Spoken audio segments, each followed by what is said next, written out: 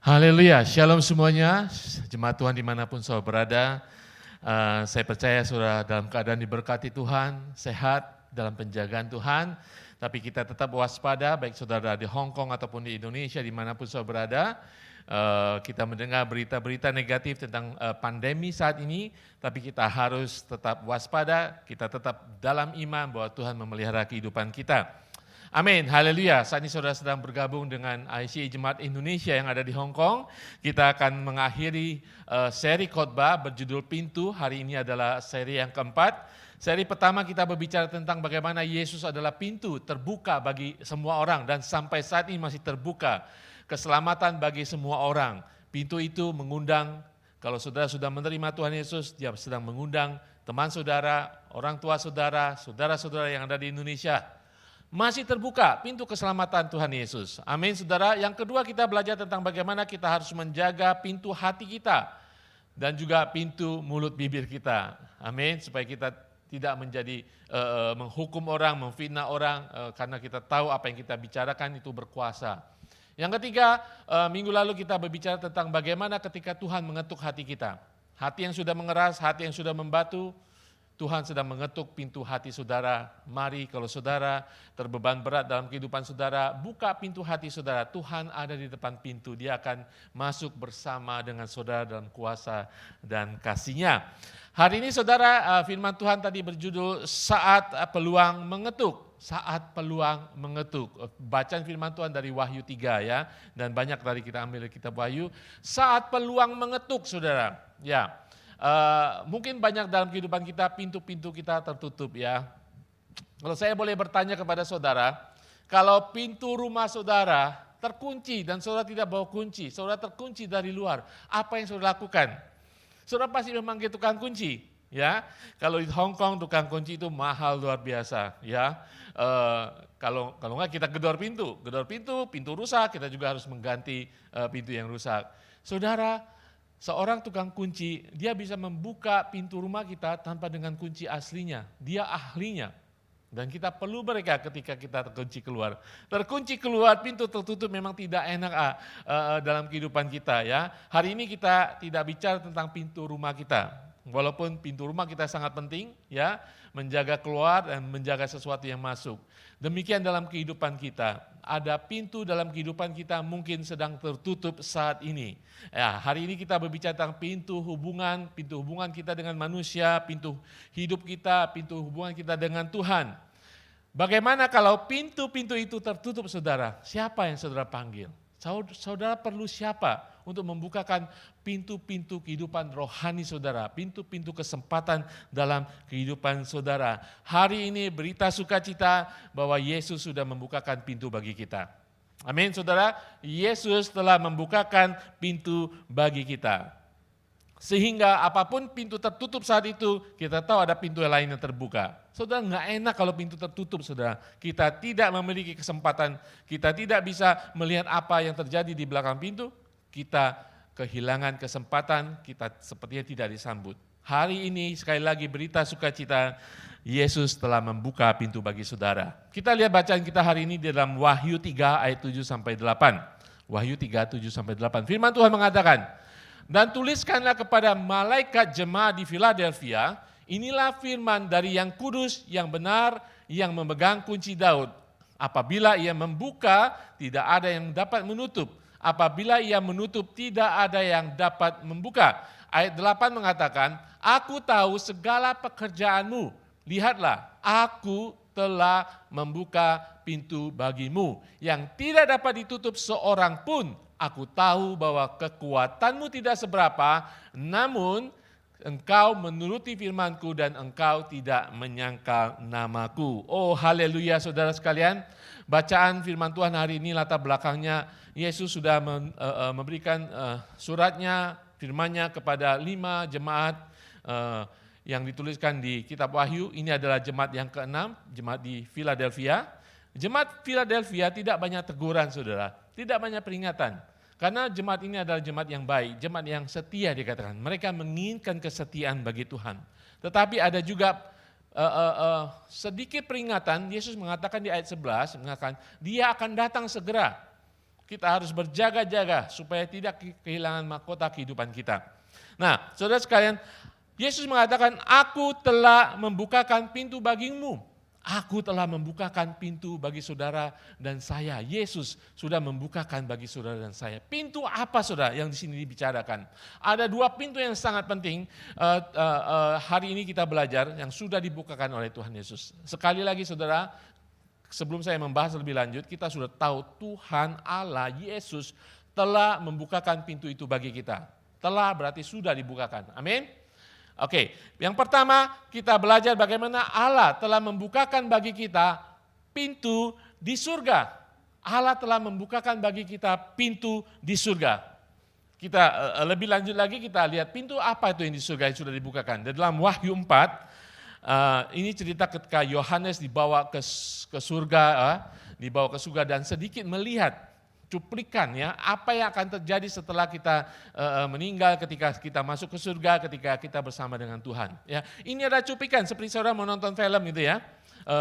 Filmnya sudah dipromosikan, saudara menonton cuplikannya. Di sini Yohanes, hamba Tuhan ini dibawa ke surga untuk melihat cuplikan apa yang terjadi. Di sini Tuhan akan menunjukkan bahwa Dia sudah membukakan bagi kita pintu di surga. Wahyu 4 ayat 1 sampai 2 mengatakan, Wahyu 4 1 sampai 2 mengatakan, kemudian daripada itu aku melihat sesungguhnya sebuah pintu terbuka di surga. Dan suara yang dahulu yang telah ku dengar berkata kepadaku seperti bunyi sangkakala, katanya, naiklah kemari dan aku akan menunjukkan kepadamu apa yang harus terjadi sesudah itu. Haleluya, segera aku dikuasai oleh Roh dan lihatlah sebuah tata terdiri di surga dan di tata itu duduk seorang. Haleluya, saudara sekalian, dikatakan sebuah pintu terbuka di surga. Tuhan sudah membukakan pintu di surga dan Yohanes mengalami kejadian yang akan kita semua alami. Pintu surga sudah dibukakan oleh Tuhan Yesus. Ini artinya apa saudara? Ketika saudara menerima Yesus sebagai Tuhan dan Juru Selamat, ada jaminan kekal dalam kehidupan saudara. Ketika saudara setia dan tetap komitmen, tetap percaya kepada Tuhan sebagai Tuhan dan Juru Selamat, saudara akan bersama Tuhan selama-lamanya di surga. Saudara akan mengalami Tuhan selama-lamanya di surga. Saudara akan mengalami kesempurnaan bersama Tuhan. Saudara akan melalui pintu itu di surga. Amin, haleluya. Inilah pengharapan kita yang pasti bagi saudara dan saya yang sudah menerima Tuhan Yesus. Saudara, saya ingin membawa saudara pada seorang tokoh namanya Stefanus. Ketika dia dirajam, ketika dia akan dihukum mati pada saat itu oleh segerombolan orang-orang Yahudi pada saat itu, apa yang dilihatnya akan membangkitkan semangat saudara-saudara bahwa pintu itu terbuka bagi saudara dan saya. Kita baca di dalam Kisah Para Rasul 7 ayat ke-56 sampai 55 sampai 56 dikatakan, tetapi Stefanus yang penuh dengan Roh Kudus menatap ke langit lalu melihat kemuliaan Allah dan Yesus berdiri di sebelah kanan Allah, lalu katanya, sungguh aku melihat langit terbuka dan Anak Manusia berdiri di sebelah kanan Allah. Haleluya saudara sekalian. Tidak hanya Yesus mengatakan bahwa aku telah membukakan pintu bagimu. Tetapi Stefanus mengalami ketika dia akan mati, ketika akan menerima hukuman mati. Dia melihat Yesus anak domba Allah itu berdiri di samping Allah Bapa. Saudara, sekarang renungan bagi kita. Ketika kita menjelang kematian kita, suatu hari saudara kita akan mati. Suatu hari kita akan menghadap Tuhan. Apakah saudara ingin menghadap Tuhan seperti Stefanus? Seperti apa yang dilihat Yohanes, pintu surga terbuka bagi saudara. Kita mendengar banyak cerita, ada orang yang dipanggil Tuhan, dia melihat cahaya putih, dia melihat malaikat Tuhan menyambut. Saudara, saya ingin, tidak hanya saya, keluarga saya dan semua jemaat Tuhan, ketika kita dipanggil Tuhan, kita melihat pintu itu menyambut kita. Ada anak domba Allah, Yesus Tuhan menantikan kita di surga. Itu jaminan yang pasti. Sekarang adalah panggilan keselamatan bagi saudara dan saya. Bagi saudara yang belum selamat, apa itu Yesus? Siapakah Yesus? Siapakah darah? Dia adalah Allah yang menjadi manusia. Datang untuk menyelamatkan manusia yang tidak bisa menyelamatkan dirinya dengan segala perbuatan baik, segala kelakuan baik, segala amal bakti, tidak bisa menyelamatkan diri sendiri. Yesus, anak domba Allah itu, anak Allah, datang untuk menyelamatkan saudara. Ketika saudara menerima dia sebagai Tuhan dan Juru Selamat. ketika saudara dipanggil Tuhan, hari ini, besok, minggu depan, atau tahun depan, saudara akan melihat pintu surga terbuka bagi saudara. Yohanes mengalaminya, Stefanus mengalaminya. Amin saudara. Hari ini, minggu ini kita mendengar berita yang tidak mengenakan di daerah Indonesia, daerah Palu, daerah Poso. Ada saudara-saudara seiman yang harus menjadi martir. Harus meninggal di dalam nama Tuhan Yesus. Walaupun meninggal dengan cara yang mungkin tidak mengenakan. Seperti halnya Stefanus, dirajam sampai mati. Tetapi mereka, Stefanus melihat pintu surga terbuka baginya. Saya bisa membayangkan ketika saya mempersiapkan khotbah ini tentang Stefanus. Dan kejadian di Palu, ada 4 orang jemaat Tuhan yang harus dibunuh, harus mengalami kekerasan. Karena iman mereka, saya percaya mereka melihat pintu surga terbuka bagi mereka pada saat itu. Dan saat ini mereka sudah di sana bersama Tuhan. Amin saudara, saudara dan saya. Amin. Yakinkan diri saudara, pada suatu saat saudara ketika mati meninggal dipanggil Tuhan, kita lihat pintu surga terbuka bagi kita. Karena Allah, Yesus mengatakan, aku sudah membukakan pintu bagimu di surga. Amin. Itulah jaminan kehidupan kekal kita. Amin. Haleluya. Hal yang kedua yang saya sampaikan di sini, tidak hanya pintu sudah dibukakan kita di surga, itu kepastian. Tetapi Allah, poin kedua adalah Allah sudah membukakan bagi kita pintu di bumi ini. Saudara sekalian, pintu yang sudah dibukakan Tuhan Yesus ini tidak hanya berbicara tentang nanti kematian kita di surga nanti bersama Tuhan. Itu sudah pasti. Tetapi juga berbicara tentang pintu yang Tuhan bukakan bagi kita saat ini di muka bumi ini. Amin. Pintu apa ya saudara? Ada banyak hal. Pintu kesempatan dari kehidupan kita secara pribadi saudara. Kita mau ada pintu-pintu kesempatan dalam kehidupan kita. Mungkin saudara saat ini mengalami banyak pintu yang tertutup. Ya. Pintu kehidupan saudara, pintu usaha saudara, pekerjaan saudara, apapun itu tertutup. Yakin sudah, Yesus mengatakan, aku telah membukakan pintu bagimu di bumi ini. Kalau kita mengetahui bahwa Yesus telah membukakan pintu bagi kita di bumi, itu akan mengubahkan sikap hidup kita, bagaimana cara kita menghadapi kehidupan. Kita tahu bahwa ada satu kesempatan tertutup bagi kita tahu Yesus akan membukakan pintu bagi kita yang lain. Amin saudara, Yesus akan membukakan pintu-pintu yang lain, mungkin manusia menutup pintu kehidupan kita, Tuhan akan membukakan bagi kita. Amin, sehingga kita tahu seperti itu, kita akan berubah cara hidup kita, cara menghadapi event-event dalam kehidupan kita. Ketika saudara dipecat, di-terminate, saudara tahu bahwa mungkin itu tidak cocok bagi saya, mungkin itu tertutup bagi saya, tapi Tuhan akan membukakan pintu yang lain. Ketika saudara diputus pacar gitu ya, mungkin bukan milik saudara. Kalau dulu orang mengatakan, kalau kita diputuskan pacar, kita katakan sudah putus pintunya, sudah tutup pintunya. Ya. Jangan khawatir, Tuhan akan membukakan pintu-pintu yang lain, karena Dia Allah saudara. Amin. Untuk mengetahui bahwa Allah akan membukakan pintu. Amin. Tidak ada orang yang bisa menutupnya ketika saudara percaya pintu itu dibukakan bagi saudara. Dunia mungkin menutup pintu saudara. Allah akan membukakan pintu yang lebih dahsyat bagi saudara. Sehingga sikap kita terhadap hidup kita, masa lalu kita, masa sekarang dan masa depan akan berbeda. Saudara tidak akan menjadi jemaat Tuhan yang cengeng. Oh, pintu itu tutup, tunggu di depan pintu. Saudara salahkan orang lain, saudara salahkan pendeta, saudara salahkan keluarga di Indonesia. Cepat-cepat pergi dari pintu yang tertutup itu saudara. Mungkin itu bukan buat saudara.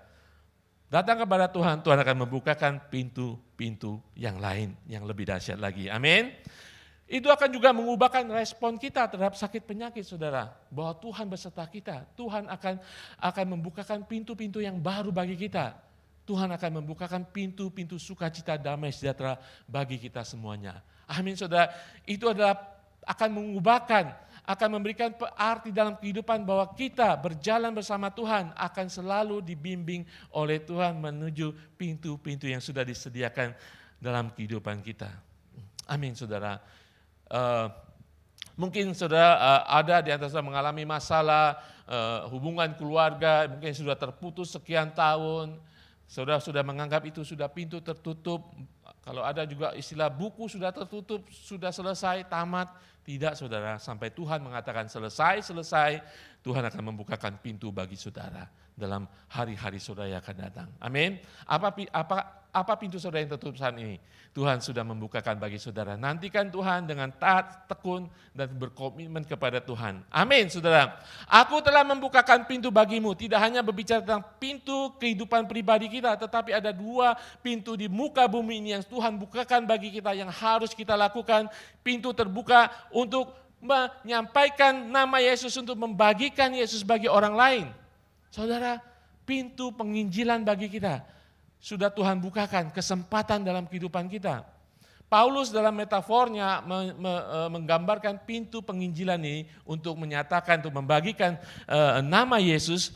Dia menuliskan dalam 1 Korintus 16 ayat 6-8 mengatakan, tetapi aku akan tinggal di Efesus sampai hari raya Pentakosta. Sebab di sini banyak kesempatan bagiku untuk mengerjakan pekerjaan yang besar dan penting, sekalipun ada banyak penentang. Paulus tahu bahwa hanya Allah yang membukakan pintu di bumi ini, yaitu pintu penginjilan, pintu untuk membagikan Yesus, pintu untuk menjangkau jiwa-jiwa. Saudara, tidak hanya untuk pintu kehidupan pribadi kita, Tuhan membukakan pintu di muka bumi ini bagi saudara, yaitu membagikan Yesus dimanapun saudara berada. Rasul Paulus hanya ingin tinggal 3 bulan di Efesus. Ujung-ujungnya dia tinggal mungkin sampai 3 tahun saudara, karena dia tahu kesempatan itu terbuka bagi dia untuk menyampaikan Injil di kota Efesus. Dia tahu pintu kesempatan itu terbuka bagi dia untuk membagikan nama Yesus. Haleluya. Di dalam 2 Korintus 2 ayat 12 mengatakan, ketika aku tiba di Troas untuk memberitakan Injil Kristus, aku dapati bahwa Tuhan telah membuka jalan untuk pekerjaan di sana. Amin, saudara. Mari kita sebagai jemaat Tuhan, kita taat kepada Tuhan dan percaya. Yesus mengatakan, aku telah membukakan pintu bagimu, pintu penginjilan. Mungkin saudara tidak melihat sampai saat ini. Berdoa saudara, tetap komitmen, tetap persiapkan diri. Suatu saat Tuhan akan membukakan pintu penginjilan bagi saudara. Mungkin suatu saat saudara akan menjadi pemimpin gereja. Mungkin saudara dikirim ke daerah-daerah. Saudara, pintu-pintu itu sudah dibukakan bagi kita. Saudara sekalian, beberapa waktu lalu saya belajar tentang penginjilan. Pada masa-masa sekarang kalau saudara perhatikannya, tidak hanya saudara harus dibawa ke daerah-daerah.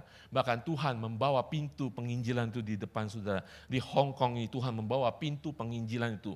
Apakah saudara ingin masuk pintu itu? Apakah saudara berkomitmen, berserah kepada Tuhan, masuk kepada pintu itu yang untuk membagikan nama Tuhan Yesus?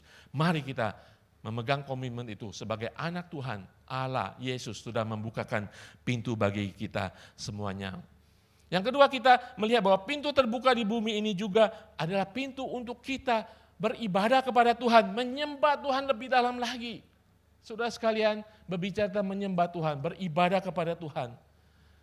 Bukan hanya sekedar datang ke gereja setiap hari Minggu jam 1 siang, saudara. Bukan itu beribadah kepada Tuhan, bukan itu menyembah kepada Tuhan. Perhatikan saudara, dalam Wahyu 22 ayat 8-9 mengatakan, dan aku, Yohanes, akulah yang telah mendengar dan melihat semuanya itu. Dan setelah aku mendengar dan melihat, aku tersungkur di depan kaki malaikat yang telah menunjukkan semuanya itu kepadaku untuk menyembahnya. Ayat 9 mengatakan, tetapi ia berkata kepadaku, malaikat berkata kepada Yohanes, jangan berbuat demikian, aku adalah hamba sama seperti engkau dan saudara-saudaramu, para nabi dan semua mereka yang menuruti segala perkataan kitab ini. Sembahlah Allah. Saudara sekalian, sebelum saudara merenungkan ini, saya ingin membawa cerita Yohanes ini, saudara. Yohanes dibawa ke surga untuk menikmati surga walaupun hanya sesaat, saudara. Menikmati tahta Allah, glory Tuhan pada saat itu. Saudara bisa bayangkan kedahsyatan surga pada saat itu. Mungkin Yohanes tidak bisa menuliskan betapa hebatnya surga pada saat itu. Di tengah-tengah tahta, di tengah-tengah 4 makhluk hidup dan 24 tua-tua yang sedang menyembah Tuhan. Yohanes dibawa oleh malaikat. Dia tersungkur di kaki malaikat dan menyembah malaikat. Nah, malaikat mengatakan, sembahlah Allah. Mungkin malaikat itu kesal, jangan sembah gue, jangan pegang kaki gue. Sembahlah Allah itu di sana, tata Tuhan. Nah, hari ini saya berbicara, Yesus sudah membukakan pintu bagi kita di bumi ini untuk menyembah Tuhan, bukan menyembah dunia, bukan menyembah manusia. Saudara, sembahlah Tuhan. Ketika Tuhan Yesus mati di kayu salib, tirai bait suci terpotong, terbelah dari atas sampai bawah. Tirai yang setebal 1 kaki, 30 cm lebih. Terbelah sampai atas sampai bawah. Apa maksudnya saudara? Sehingga maksudnya adalah setiap orang yang percaya kepada Yesus bisa masuk ke dalam ruang maha kudus tanpa perantara. Sembahlah Allah saudara. Tanpa perantara. Oh, saya nggak bisa menyembah Tuhan kalau nggak ke gereja. Mari tilik hati kita sendiri. Amin. Apakah saudara sungguh-sungguh menyembah Allah yang benar? Saya nggak bisa menyembah Tuhan kalau musiknya nggak lengkap. Saya datang, musiknya begitu-begitu. Saya nggak bisa masuk ke dalam hadirat Tuhan. Saudara hanya menyembah melalui perasaan saudara. Perasaan pemilihan Tuhan, saudara. Tetapi saudara harus menyembah di dalam roh dan kebenaran firman Tuhan. Amin.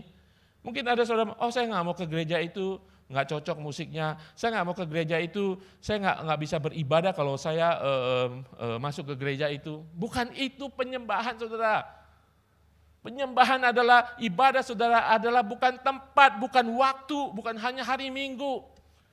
Penyembahan saudara, ibadah saudara bukan pada tempat tetapi kepada Yesus, kepada siapa saudara menyembah. Amin saudara. Penyembahan bukan hanya saudara suka tidak suka dengan musiknya, tetapi penyembahan adalah memasuki hadirat Tuhan dan mengagumi Tuhan saudara di dalam kemuliaannya. Sembahlah Allah. Pintu itu sudah dibukakan bagi saudara dan saya, kita boleh menyembah Allah. Amin. Jangan biarkan dunia ini membuat saudara tidak fokus saudara. Yohanes di surga, Yohanes rasul dibawa ke surga, dia tidak fokus. Dia menyembah malaikat. Fokus saudara, sembahlah Allah. Malaikat katakan sembahlah Allah. Saudara yang sudah diselamatkan Tuhan, sembahlah Allah. Amin. Saya tahu dalam kehidupan saat ini, masalah pandemi ini, banyak kehidupan kita yang terganggu, pikiran kita, fokus kita, ya kan? Mungkin ada yang sakit, kita fokus pada hal yang salah, tetapi tetap sembahlah Allah. Amin, fokus. Jangan seperti Yohanes di surga sendiri, dia tidak fokus, dia menyembah malaikat. Sehingga malaikat harus mengingatkan dia bahwa sembahlah Allah. Amin, sembahlah Allah. Amin, saya akan tutup dalam satu firman, satu ayat lagi dalam Mazmur 27 ayat 4 mengatakan, Mazmur 27 ayat 4 mengatakan, satu hal yang telah kuminta kepada Tuhan, itulah yang kuingini. Diam di rumah Tuhan seumur hidupku, menyaksikan kemurahan Tuhan dan menikmati baiknya. Menyaksikan kemurahan Tuhan dan menikmati baiknya. Pemazmur meminta kepada Tuhan, tinggal di rumah Tuhan, di baiknya, untuk menyaksikan kemurahan Tuhan dan menikmati hadiratnya. Saudara, kata menyaksikan ini dalam bahasa Inggrisnya adalah gaze. Menyaksikan di sini berbicara tentang menatap dengan mantap, saudara. Saudara pernah, kalau saudara dulu ya yang baru pertama pacaran gitu, baru naksir gitu ya, baru naksir kepada seseorang. Itulah menyaksikan dengan mantap gitu loh ya. Mungkin saudara tidak melihat dia secara langsung, tetapi dengan sudut pandang saudara menatap dia dengan mantap, penuh perhatian. Disinilah Mazmur mengatakan menyaksikan kemurahan Tuhan, menatap, melihat Tuhan, memperhatikan Tuhan dengan mantap, penuh perhatian, penuh kasih sayang di dalam kekaguman saudara kepada Tuhan. Itulah persembahan saudara kepada Tuhan, ibadah saudara kepada Tuhan. Di rumah Tuhan. Saudara sekalian, ibadah saudara harus saudara bisa bertemu dengan Tuhan. Apapun musiknya, apapun keadaannya, seberapa jauh pun tempatnya, mungkin saudara di kamar, saudara di jalanan, sembahlah dia, sembahlah Allah di dalam hadiratnya. Bukan tempat, bukan waktu, tetapi siapa yang saudara sembah. Amin saudara. Saudara, hari ini kita berbicara tentang pintu. Hari ini kita berbicara tentang ketika kesempatan mengetuk. Tuhan, firman Tuhan hari ini sudah mengatakan, aku telah membukakan pintu bagimu. Pintu di surga menantikan saudara suatu saat. Amin saudara. Suatu saat Yesus akan menantikan saudara di surga. Tetapi sepanjang hidup kita di muka bumi ini, kita tahu kita sudah dibukakan pintu di muka bumi ini. Pintu-pintu kesempatan dalam kehidupan kita, pintu untuk kita melayani Tuhan sudah dibukakan bagi Tuhan. Amin. Paulus mengalami itu, kesempatan yang diberikan Tuhan.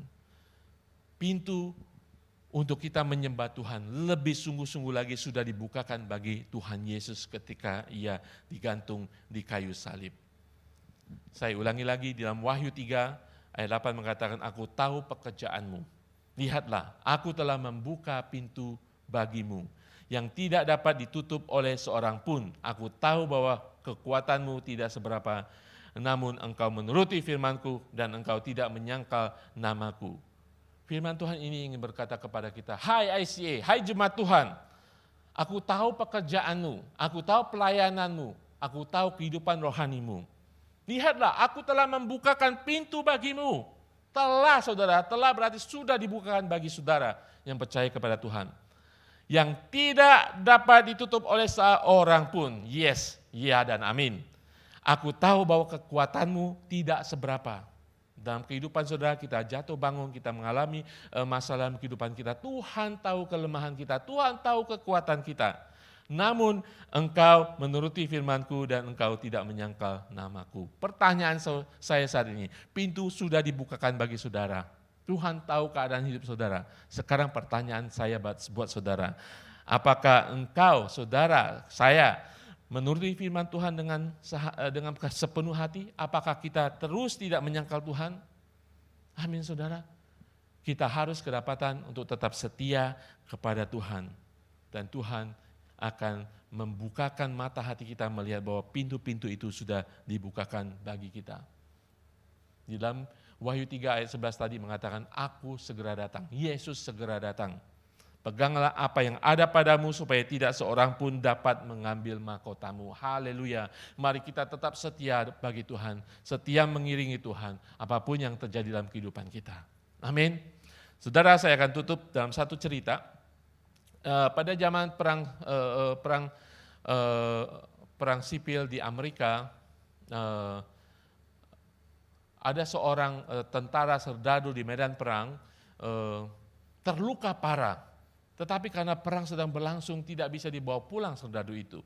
Nah, sang anak daripada serdadu itu, dia tahu bapaknya terluka parah, dia ingin bapaknya pulang, bisa disembuhkan, bisa diobati dan sebagainya. Tapi tidak, dia sudah mengalami pintu tertutup semuanya, tidak ada harapan lagi untuk membawa kembali bapaknya. Satu-satu harapannya adalah dia harus menghadap presiden. Presiden di Gedung Putih, dia harus ke Istana Negara. Dia datang, dia sampaikan perkaranya, dia katakan kepada penjaga pintu, tentara yang menjaga pintu istana, dia ditolak beberapa kali, berhari-hari ditolak, tetapi dia tetap setia datang. Dia datang di depan pagar, dia berkata-kata, memohon kepada tentara itu, tetapi tetap ditolak. Tapi dia tetap berteguh di depan pintu itu. Suatu saat dari balik pagar ada seorang anak kecil juga. Di dalam pagar Istana Negara itu ada anak kecil sedang main-main. Dan anak kecil itu juga memperhatikan, kenapa ada anak kecil ini di depan pintu? Hampir setiap hari ada sana. Akhirnya dia menghampiri anak itu. Dia berkata, kenapa kamu ada di sini setiap hari? Kenapa kamu berjaga di luar pintu? Menantikan apa? Akhirnya anak itu menyampaikan cerita bahwa bapaknya terluka di medan perang dan tidak ada satupun yang bisa membawanya kembali. Saya sudah ke sana kemari, tidak ada yang bisa menolong saya. Satu-satunya hanya presiden yang saya minta. Tetapi saya juga ditolak oleh keamanan di sana, saya tidak bisa masuk. Akhirnya anak itu suruh dia ke gerbang pintu, anak kecil dari dalam itu ke gerbang pintu, buka pintu gerbangnya, dia pegang tangan anak itu, dan dia membawa anak kecil itu masuk ke dalam halaman Istana Negara, melalui keamanan, masuk melalui pintu, melewati penjagaan tentara yang begitu ketat, masuk melalui ruangan-ruangan dengan penjagaannya begitu ketat, akhirnya sampai satu pintu, masih ada penjaga, akhirnya dibukakan pintu itu, dibawalah anak itu persis di kantor Presiden Amerika pada saat itu. Dan dia bisa menyampaikan perkaranya kepada presiden. Akhirnya presiden memerintahkan agar bapak daripada anak itu yang terluka di medan perang dibawa kembali ke rumahnya. Saudara tahu siapa anak kecil itu? Anak kecil itu adalah anak daripada presiden. Saudara, anak presiden bisa membawa, melewati semua keamanan, membuka pintu-pintu di dalam istana negara sampai kepada bapaknya sang presiden. Saudara, saya ingin katakan kepada saudara, saudara dan saya, kita tidak hanya memiliki anak presiden, tetapi kita memiliki anak Allah yang memegang tangan kita saat ini. Pintu apa yang tertutup bagi kehidupan saudara saat ini? Pintu apa yang tertutup dalam kehidupan saudara saat ini? Anak Allah, anak yang maha tinggi, Raja yang maha tinggi itu, Yesus Kristus, saat ini memegang kehidupan saudara. Dia akan membawa saudara melalui pintu-pintu yang sudah dibukakan bagi dia. Dengan kuasa dan anugerah yang diberikan kepada kita, kita akan melalui pintu itu karena Yesus memegang tangan kehidupan kita. Sampai kita bahkan menghadap Bapa di surga. Di dalam kitab Ibrani dikatakan, kita memiliki akses masuk ke dalam hadirat Tuhan yang Maha Kudus. Makanya kita harus dengan berani oleh darah Tuhan Yesus kita hampiri tata kerajaan Allah untuk menyampaikan doa dan permohonan kita. Amin saudara. Anak raja itu, Yesus Tuhan yang ada dalam kehidupan saudara. Dia sudah membukakan pintu bagi saudara. Yesus katakan, aku telah membukakan pintu bagimu. Jangan pernah takut lagi saudara. Masa pandemi, masa apapun yang akan terjadi pada saat ini, Tuhan beserta saudara dan saya. Amin. Dia memegang kehidupan saudara. Kalau ada pintu-pintu dalam kehidupan saudara, kesempatan dalam kehidupan saudara mungkin sudah tertutup. Ingat, Yesus beserta saudara. Yesus memegang tangan saudara saat ini. Bawa ke hadapan Bapa, Raja itu. Saya percaya dia akan membukakan pintu-pintu bagi saudara dan saya. Amin.